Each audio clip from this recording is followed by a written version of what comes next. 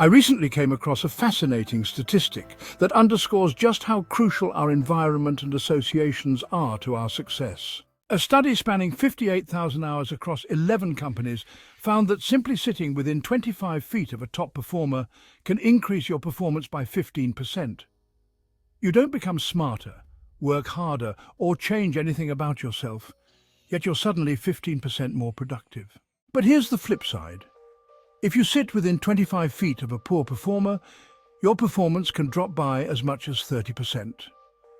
This shows how much it really matters who you surround yourself with, what you listen to, and the company you keep.